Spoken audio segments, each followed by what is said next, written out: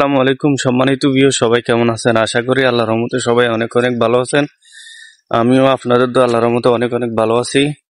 আজকে আবুধাবি পুরাই ফাঁকা, ঠিক আছে, কোনো রোড ঘাট কোথাও কোনো আজকে এত কোনো র্যাশ নাই। সো আসি বাস্তবে।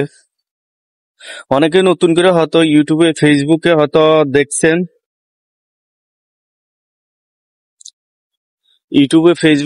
দেখছেন, অনেকের ভিডিও থাম্বনেলে অনেকে বোঝা যায় যে ভিসা নিয়ে অনেকে অনেক কিছু লিখছে। সো যারা নতুন, যে বর্তমানে যে 5 বছরের যে ভিসাটা নিয়ে অনেকে তথ্য পেয়েছেন,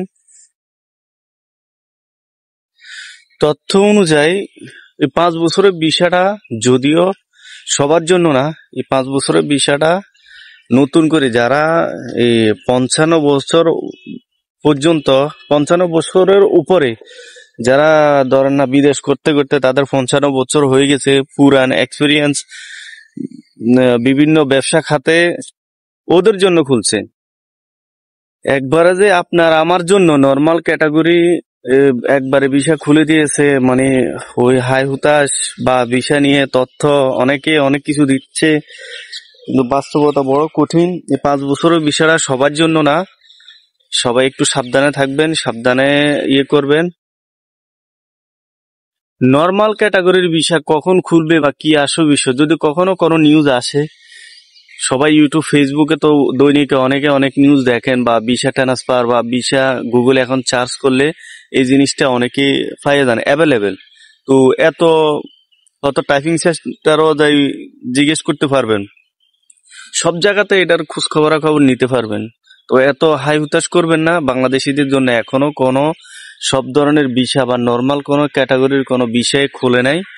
হয়তো এটা যদিও খুলেছে, এটা 55 বছরের উপরে যারা বয়স আছে তাদের জন্য এটা 5 বছরের বিষয়টা সিস্টেম করছে।